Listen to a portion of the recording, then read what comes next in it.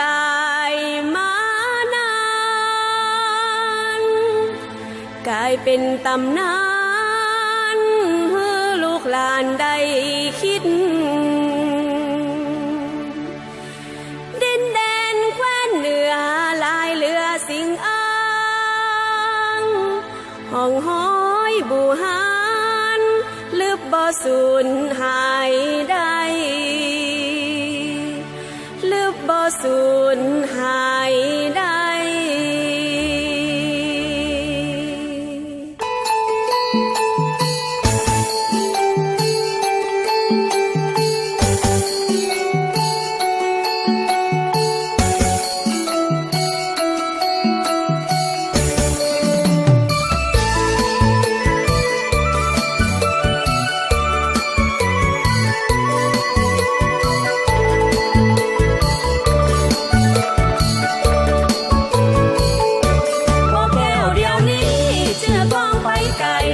ให้อยู่ที่ไหนก็จะมาได้บ่ว่าภายในแดนไกลต่างดาวมีใจจุกเจ้าใครมาพอมาคอยดินแดนแคว้นนี้เสื่องซ่อนความหลังแต่เป็นความหวังยามเมื่อเราเป็นเจ้า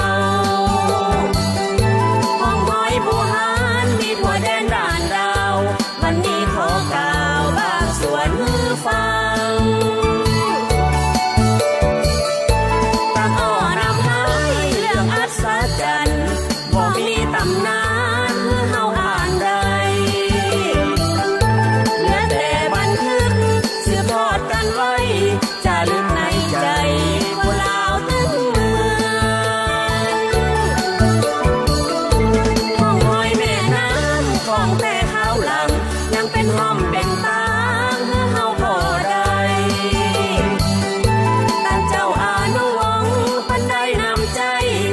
เสน้ำไหลเป็นอาวุธสงครามสีมือเลิศล้ำด้านปฏิมากรรมวาดรูปนางงามใส่มาขาหน่อยกวงภาพหน้าปากหนาวไปหันกอดดวงเจ้าเหนือตึงพวงเคยกับใบบูชายังมีก่อนตาใกล้หูข้าวหลังตันผู้ฟังว่าเฮาขี้อูเมื่อใดท่านมาหันแล้วจะหูข้าบ่ได้ลบหลู่ความจริงใดเรื่องจริงบ่ใจขี้จุเรื่องจริงบ่ใจขี้จุเจ้าเหนือทะนุถนอมกับไว้บ่เชื่อก็หีบมาไว้ถ้าบ่เชื่อก็หีบมาไว้แล้วจะพาไปแอวเล่นที่นั้นท่านเอ่ยนี่แหละความหลังที่เป็นพลังให้เราก้าวไปที่เป็นพลังให้เราก้าวไป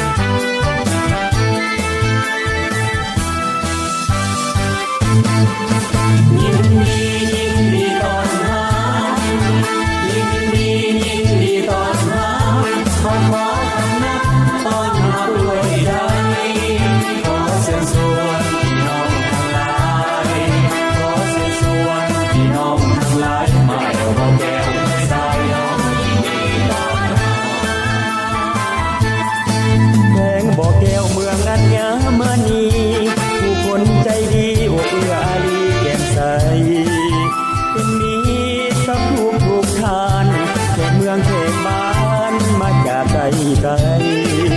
ผ่านไปขอให้มาเวผ่านไปขอให้มาเวหมดซื่นแท้แหวงบ่แก้วบ้านเฮาอยู่บ้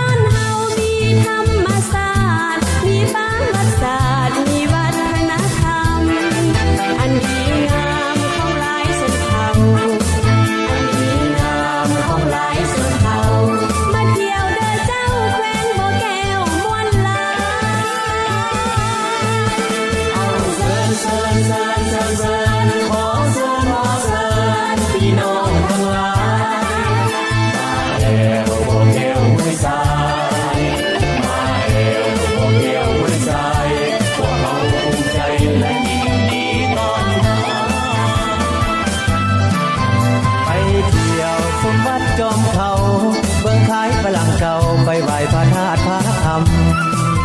ไปสมน้อยแก้วลักเมืองเสียงสีเฮืองเฮืองเป็นของคุณธรรมไปสมขัวขามน้ำคองไปสมขัวขามน้ำคองเชื่อมลาวไทยพี่น้องสองฝั่งหากัน